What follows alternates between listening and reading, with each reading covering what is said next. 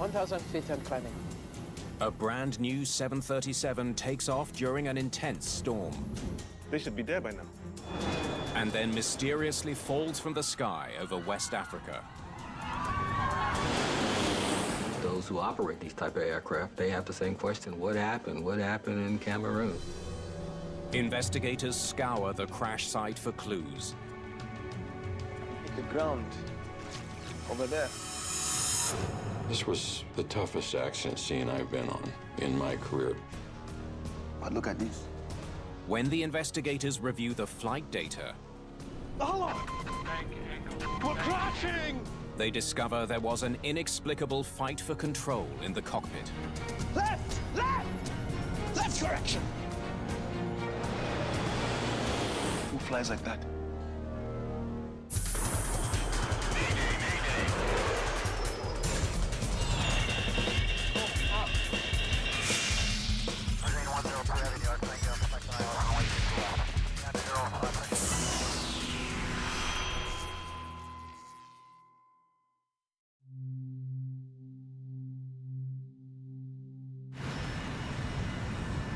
In Douala, Cameroon, Kenya Airways Flight 507 is almost an hour behind schedule. Ladies and gentlemen, we are going to wait for the weather conditions to improve before we take off. A severe storm must pass before the pilots can depart. There are 108 impatient passengers on board. Many need to catch connecting flights. Flight 507 began in Abidjan earlier in the day. It's now bound for Nairobi, Kenya. 507 was a very common flight for Kenya Airways, particularly last decade. The amount of traffic from East Africa to West Africa has really increased, partially because there's much more business going on. The Boeing 737NG, recently acquired by Kenya Airways, is the newest generation of twin-engine commercial jets. This was a new era of aviation in Africa, where airlines, and particularly the bigger ones, invest in brand new aircraft.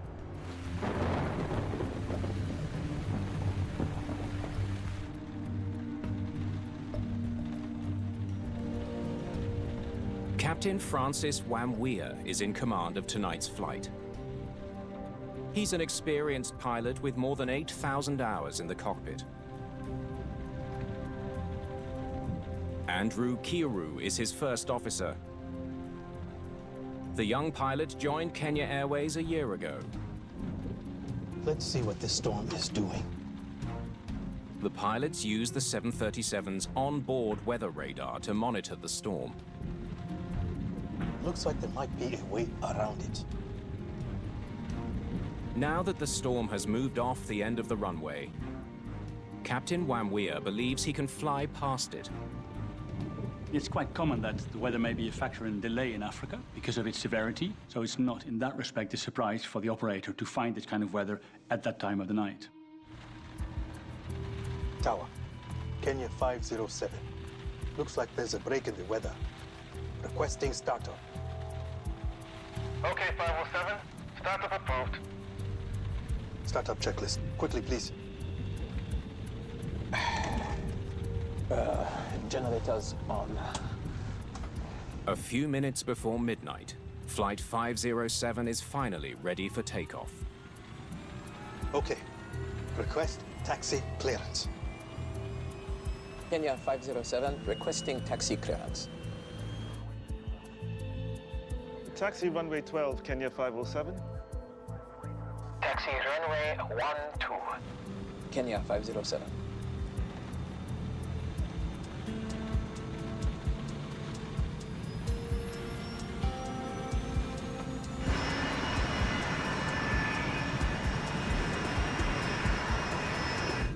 Put on the wipers.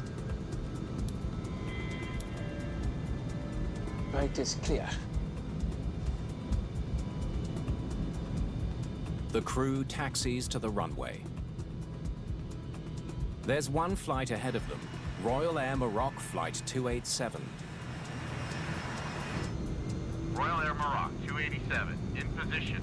Runway 12, latest weather, please. Visibility 800 meters. Wind calm. Rain, moderate thunderstorms. All right. 287, clear for takeoff.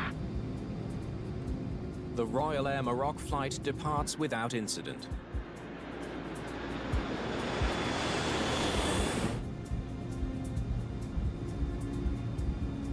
Wait till we line up. Okay. Usually, things happen quickly, though. Okay. Try to keep up.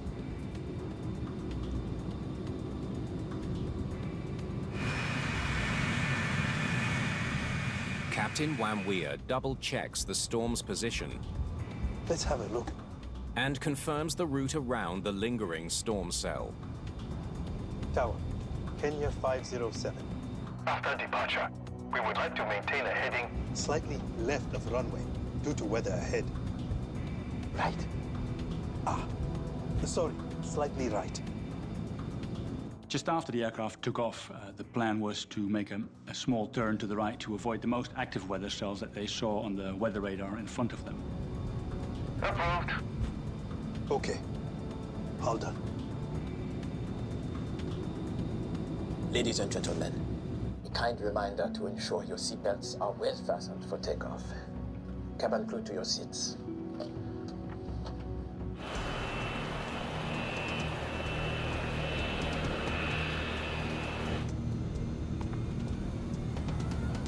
Okay. Takeoff thrust is set. Speed building on board. Check. 80 knots. Check. V1. Rotate. Just after midnight, Kenya Airways Flight 507 finally departs for Nairobi. Gear up. Okay.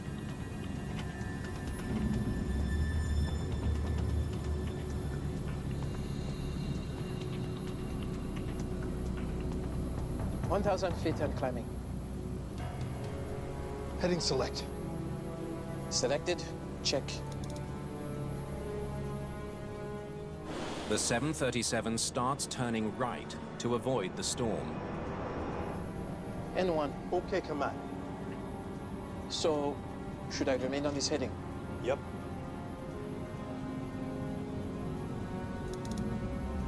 (2,400 feet and climbing).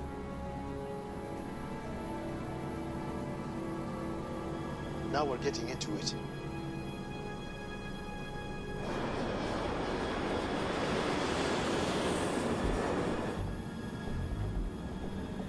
Allah! Bank angle, bank angle. Suddenly, the 737 rolls dangerously to the right. Allah! Bank angle, bank The captain fights to level the plane, bank angle, bank angle. but it continues banking further and further right.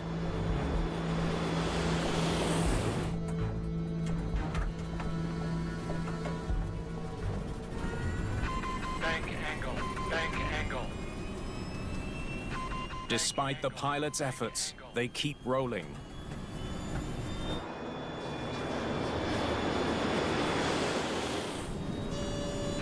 Bank We're angle, crashing! bank angle. Yeah, we are crashing! Left! Bank Left! angle, bank angle. Left correction! Bank angle, bank angle. Up, up, pull up.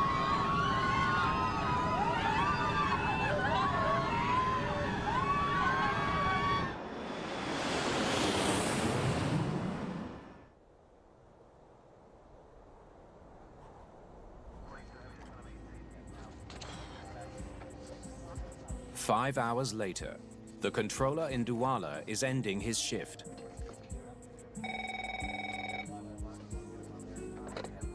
Douala Tower.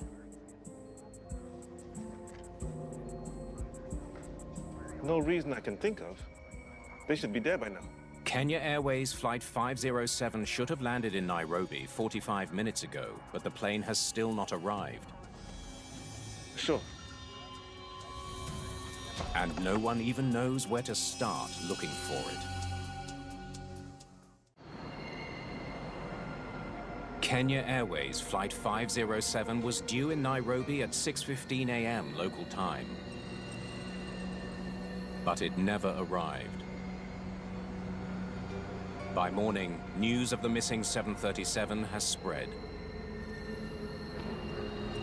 Families and friends of the passengers want to know where their loved ones are.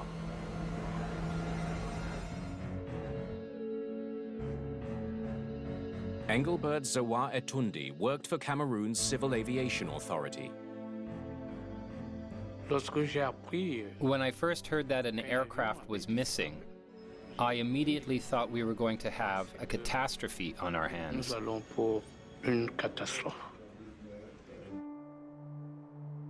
2 days later, search teams finally locate the wreckage of Kenya 507.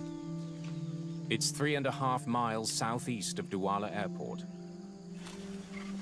The 737 has crashed into a mangrove swamp and is submerged in mud and water. There are no survivors.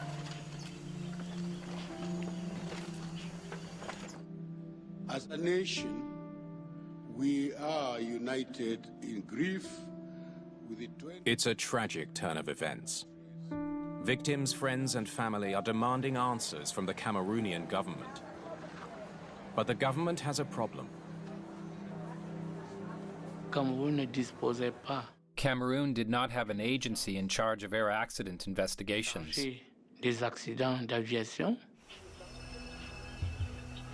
Investigators from several countries descend on Cameroon. Since the Boeing 737 is manufactured in the United States, Dennis Jones from the U.S. National Transportation Safety Board, the NTSB, joins the investigation. The fact that it was a relatively new airplane at the time certainly made it a little bit more compelling. But all around the world, those who operate these type of aircraft, they have the same question: what happened? What happened in Cameroon? It's all from the tail. Looks like everything else is down in there. I saw a lot of debris from the tail section. We were not able to see the wreckage itself because particularly we were in a swamp, and that was another challenge throughout the whole process.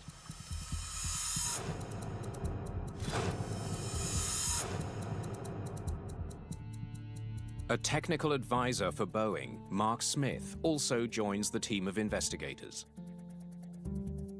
This was the toughest accident scene I've been on in my career at Boeing. We're standing there looking around at the devastation, the destruction. So we have to, as a team, start working on what happened to it. Where are the various pieces? A key piece of evidence is quickly found: the 737's flight data recorder. Well, looks pretty good, considering.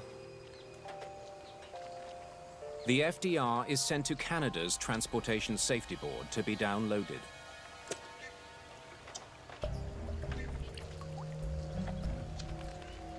While searchers continue looking for the cockpit voice recorder, investigators try to determine what caused the plane to crash so soon after takeoff. The airport is only 3.5 miles away. They can't have been in the air more than 2 minutes.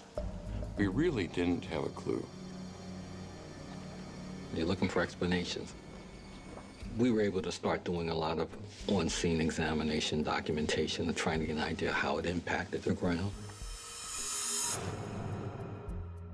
The layout of the wreckage tells investigators how the plane was flying on impact.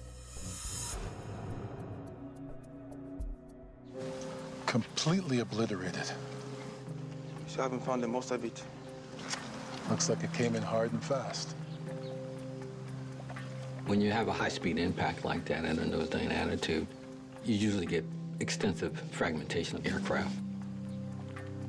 Well, actually, what we're trying to do is estimate, if we can, an angle and maybe even a speed of impact to try and get a feel for what happened, because once again, we don't yet have the FDR data. How deep does this go? More than 15 feet. Well, definitely hit nose first. And hard. So, was there some kind of loss of control that took place? That was what was kind of foremost on my mind. While they wait for the flight data, investigators turn to the controller on duty that night to help fill in some blanks. What can you tell me about that night? The first thing is that they delayed their takeoff. Really? How come? There was a storm coming in from the east.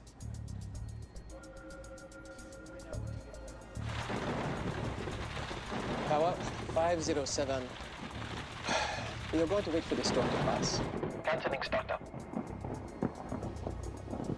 Roger 507, canceling startup. The storm could last all night, but visibility should improve.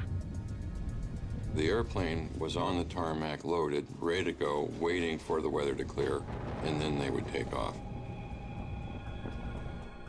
But 20 minutes later, they decide to take off. Why? It cleared a bit, and they were going to try to get around it.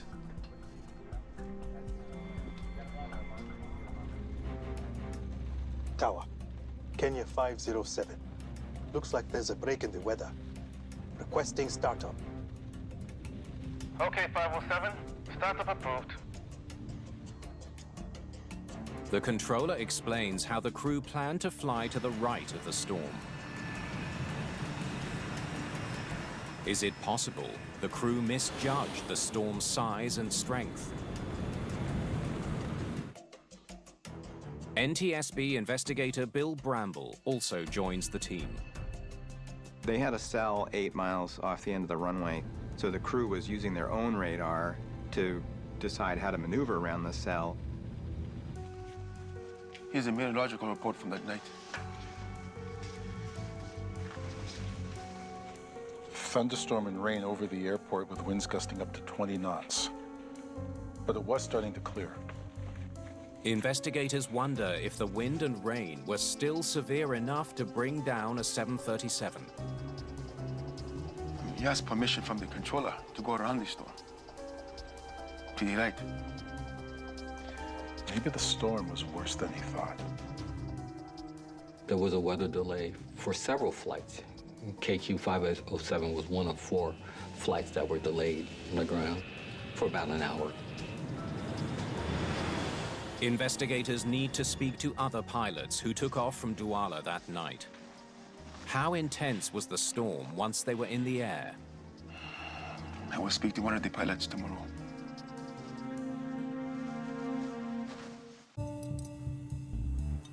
Investigators interview a pilot who departed immediately after Kenya Airways Flight 507.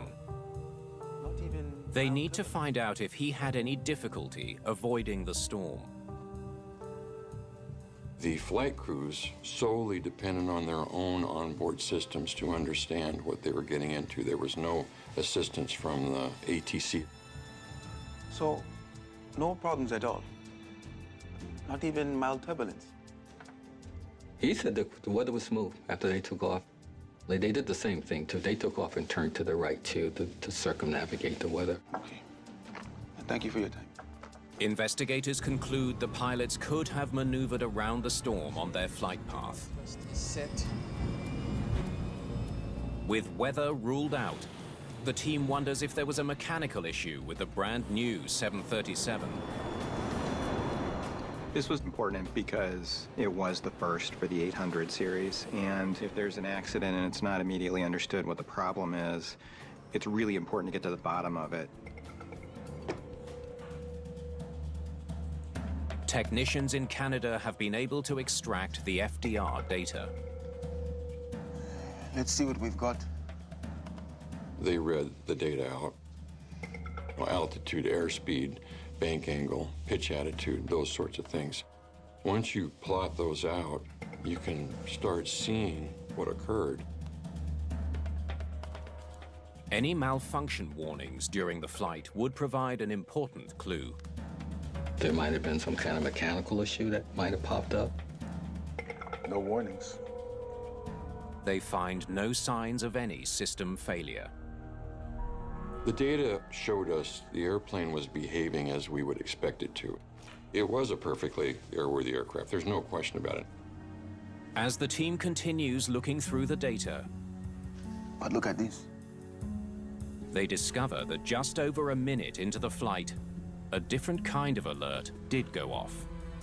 Bank angle alert at an altitude of 2,800 feet. For investigators, this is their first real clue about what happened to Flight 507. Any roll exceeding 35 degrees is considered extreme. Once reaching that angle, a warning alerts pilots of danger. Rotate. When investigators review the pilot's inputs after takeoff, they make a critical discovery. Get up. Okay. He was turning left from the moment they left the ground. That information showed us that right after takeoff, the aircraft started to roll to the right a little bit, and the pilot corrected it. And then he keeps making corrections to the left. Looks like he's trying to keep the plane level. But what caused the slow roll to the right in the first place?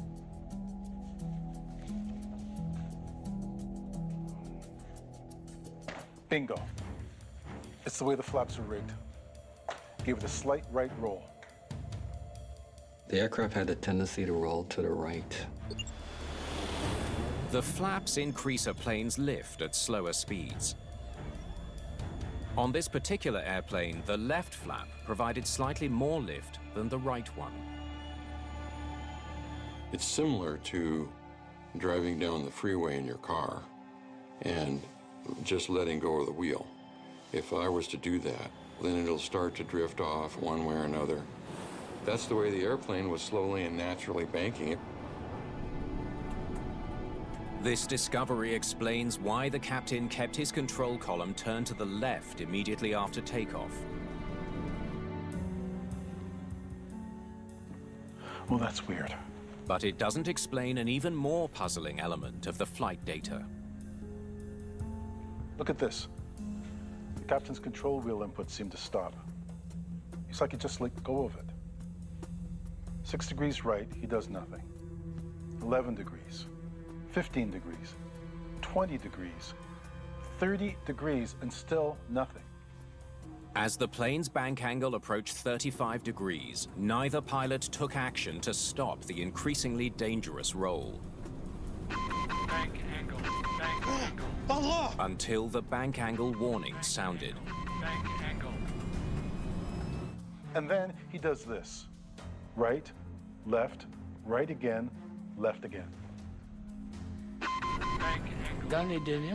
In the last moments of the flight, we noticed an erratic movement of the control column that didn't make any sense.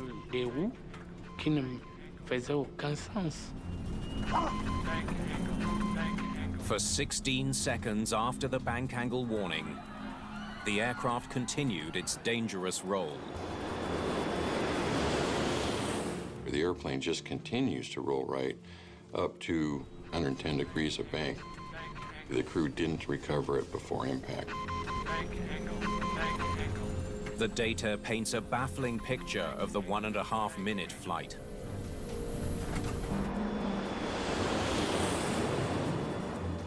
Who flies like that?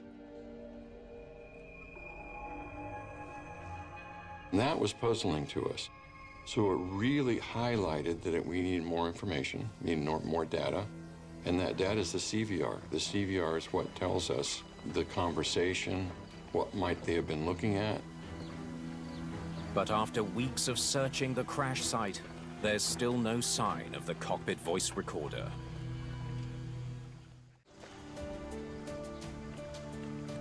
It's been more than a month since the crash of Kenya Airways Flight 507.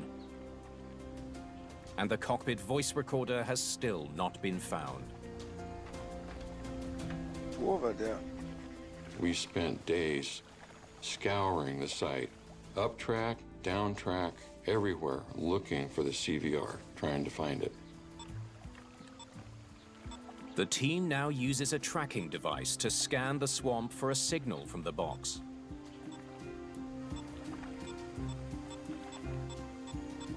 Five weeks after the crash, the cockpit voice recorder is finally recovered.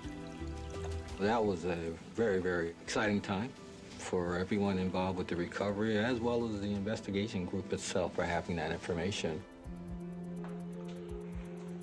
Okay, let's start on the ground. Started. Investigators hope the recording will explain why the pilots let their plane bank so dangerously to the right. Kenya 507. Looks like there's a break in the weather. Requesting startup. Okay, 507. Startup approved. Okay. Request taxi clearance. They hope the recording will also explain how they ended up spiraling into a swamp. 1,000 feet and climbing. Heading select. Okay, this is where he stops making any inputs. Selected. Check. N1. Okay, command. That's the call to activate the autopilot. So, should I remain on this heading? Yup. After calling for the autopilot to be engaged, Captain Wamwea released the control column, trusting the autopilot to fly the plane. But there's a problem. The autopilot didn't come on. You thought the 737 was flying itself? There was nobody flying the controls, so nothing was controlling the airplane. The discovery changes the course of the entire investigation. N1. Okay, command. Why didn't the autopilot come on? The captain calls for the autopilot to be engaged. But the first officer does not respond. The procedure should be for the first officer to push the button and say, the autopilot engaged. Okay, command. So, should I remain on this heading? Yep. Investigators believe the first officer was so focused on inputting the route around the storm that he failed to engage the autopilot. 2,400 feet and climbing. Now we're getting into it. Meanwhile, the captain assumed the autopilot was engaged and controlling the pre-selected right turn. Bank angle. The pilots only noticed a problem when the bank angle warning went off. Bank angle.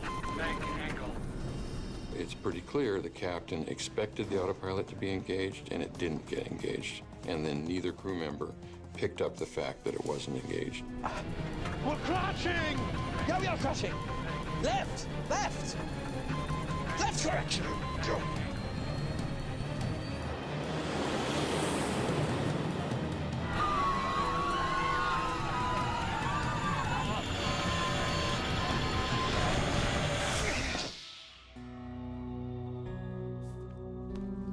Why did neither crew member take the critical step of engaging the autopilot? Standard operating procedures provide a safety net for crews, but if crews don't adhere to the standard operating procedures, they lose that protection. They comb through Kenya Airways procedures to see who has responsibility for activating the autopilot. Anything? Yeah, from what I can tell, it's not really clear who was supposed to do it. All it specifies is turn on when above minimum altitude for engagement. It's not very helpful. It wasn't really clear in the standard operating procedures of when the autopilot does come on, who's responsible for doing that and what the response should be to that. Bank angle. Recovering from a 35-degree bank is not a complicated procedure.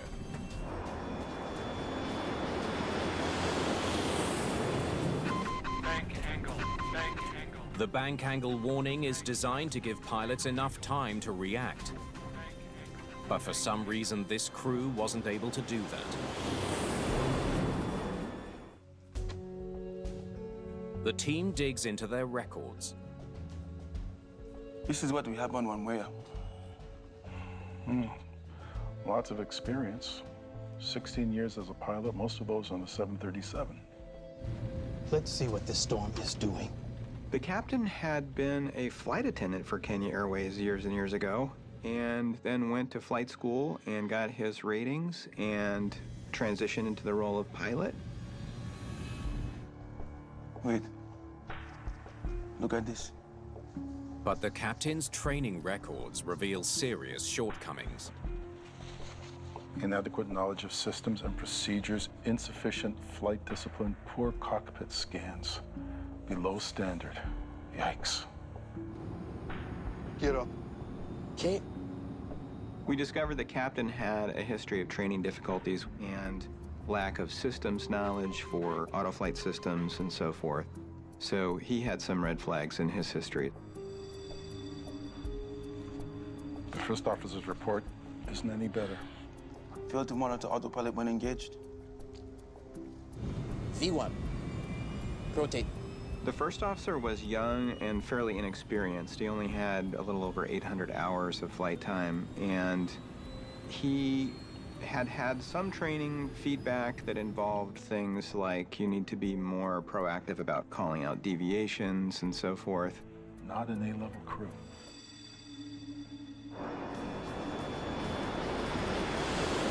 We're crashing! Left correction! Bank angle.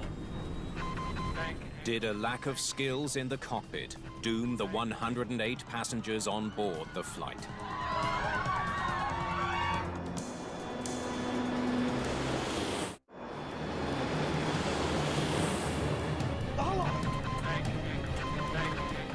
Investigators need to determine if pilot error caused the horrific crash of Kenya Airways Flight 507.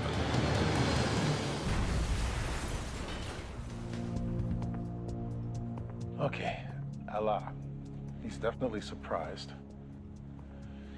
Then 22 degrees to the right, 20 left, 45 right, then 11 to the left. That's not helping.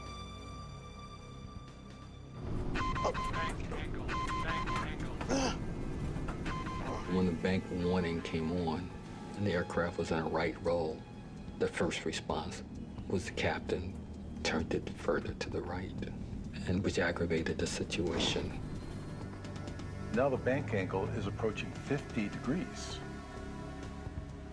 As the situation grew worse after the bank angle warning and the confusion amongst the crew, the autopilot does engage, and the captain pushed that button.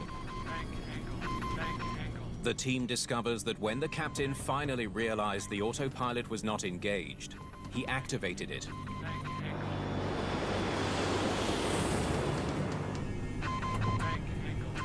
But when it didn't immediately level the plane, the captain turned the control column erratically, an action which overrode the autopilot. We're crashing! Yeah, we are crashing! Then yes, we are crashing. Left, left, left correction.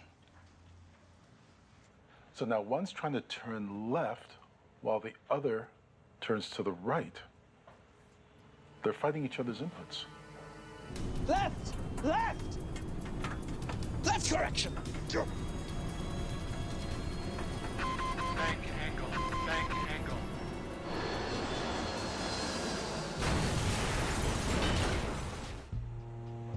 I don't get it. It should have been a simple recovery. The back and forth was trying to do corrective actions, but it didn't seem like it was correcting anything. He's already banked over to the right, 34 or 35 degrees. Why would he roll further? Well, that's the question we have to answer right there. Investigators use a Boeing simulator to recreate the final stages of the flight. From the simulator, you can literally put yourself in the driver's seat and reconstruct the flight and be there at the pilot to be able to determine whether we can recover. Can we give it a 50-degree right bank, please? Activate the autopilot, please.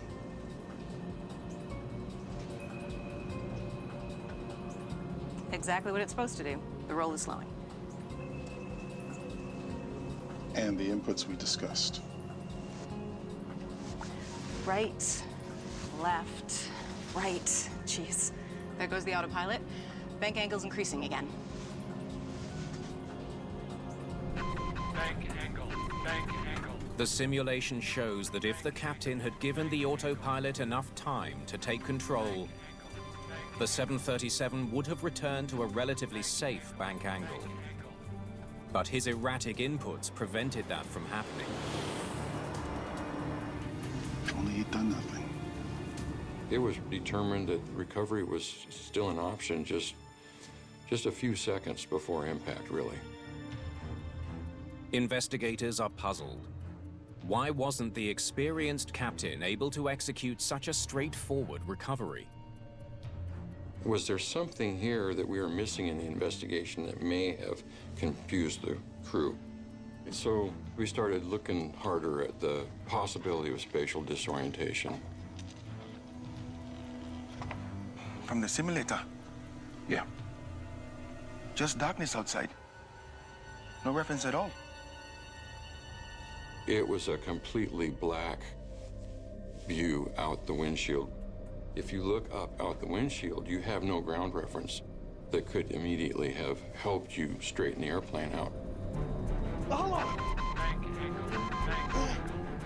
Spatial disorientation is an inability to distinguish up from down, left from right. It has been known to hinder judgment and delay response times. We're crashing! Yeah, we are crashing! Left! Left! Left direction! Only the first officer seemed to assess the situation correctly. What are you doing?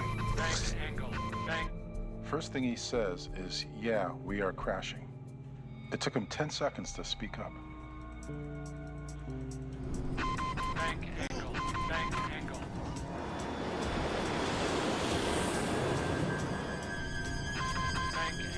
When the bank angle alert went off, there wasn't much discussion about what was happening until the captain said, "We're crashing." Yeah, we are crashing! And the first officer didn't say anything until he said that. Left direction! The team listens to the recording of the first leg of the flight from Abidjan to Douala. They are looking for clues as to why the first officer remained silent. Let's hear it. What is wrong with you? What they hear shocks them. When investigators listen to the cockpit voice recording of the first leg of Kenya Airways Flight 507, Sorry, did you say an altitude of 14,000 feet? Yes. Don't be so stupid. Write it down if you can't remember. Wow. they're stunned by how the captain treated his first officer. It was pretty bad. The captain was sort of browbeating the first officer. There were words like stupid, shut up, stuff like that you wouldn't expect to hear in a professional crew environment. What is wrong with you? Did you not hear the instruction? Heading 230. Understand? The first officer seemed to kind of shut down. Heading 230. Understand? He was, at a certain point, sort of reduced to responding with these sort of monosyllabic grunts. Investigators suspect this might explain why the first officer took so long to speak up.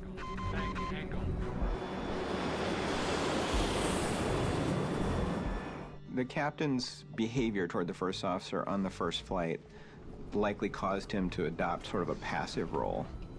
You need both pilots actively engaged in checking each other and catching errors, and if one pilot adopts a passive role, they're going to be less effective. So, heightened ego.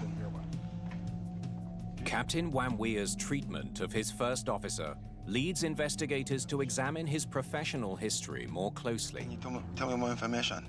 We spent a lot of time going through pilot records, interviewing other flight crew members. Were there any? Yes. They quickly learned that the captain's shortcomings were not limited to his flying abilities. He had a lot of concerning things in his training files about being overbearing, being authoritarian in terms of how he dealt with other crew members. So, we have a young, reserved first officer and an overbearing captain. This accident is kind of a throwback to those early days where we were focused on the issues of overly assertive, authoritarian, overbearing captains and submissive, inadequately assertive junior first officers. A lethal combination. Investigators conclude the bad pairing in this flight crew set in motion a sequence of events that led to the crash. As an investigator, all of these accidents I've worked, it's very clear there is never a single cause. It's always a chain of events.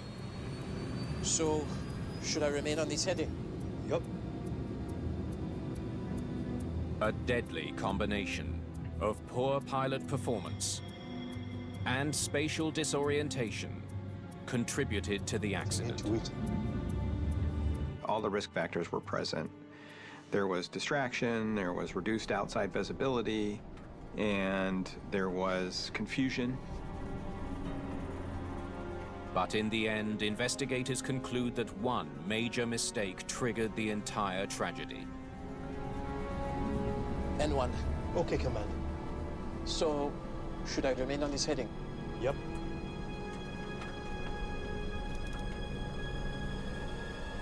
It was the crew's failure to ensure the autopilot was turned on. Bank angle, bank angle.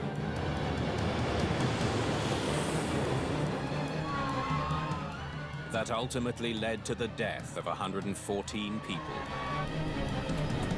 We're crashing!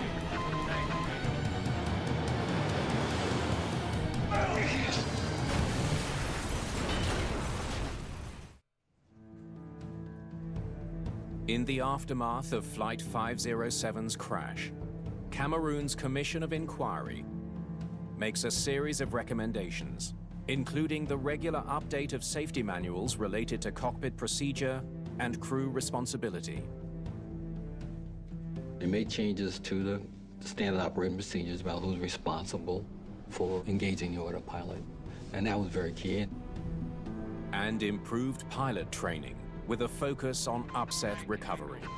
One technology that Boeing has tested and developed and is looking at putting into its airplanes is a roll recovery arrow, so that if you're at an unusual angle of bank, the attitude display will actually show you which direction you need to roll the airplane and provide an accompanying oral.